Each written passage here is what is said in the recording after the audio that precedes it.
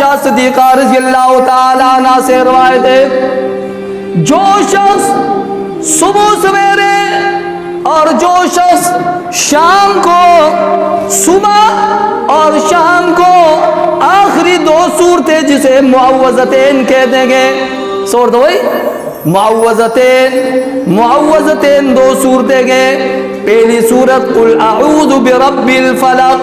اور دوسری صورت قل اعوذ برب الناس۔ سیدہ عائشہ صدیقہ رضی اللہ تعالیٰ عنہ فرماتی ہے، میں نے اپنی زندگی میں اپنے پیارے رسول صلی اللہ علیہ وآلہ وسلم کو دیکھا ہے کہ ہر صبح کو، ہر شام کو دو مرتبہ، تین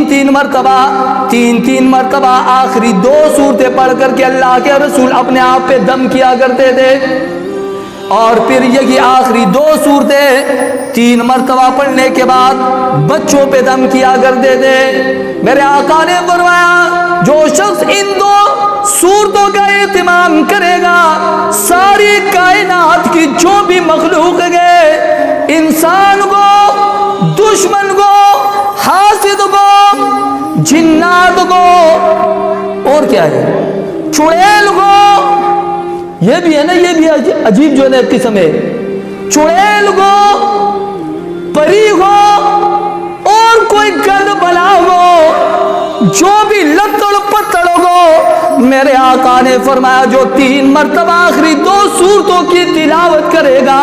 کائنات کی کوئی چیز بھی اسے ضرر اور نقصان نہیں پہنچا سکتی۔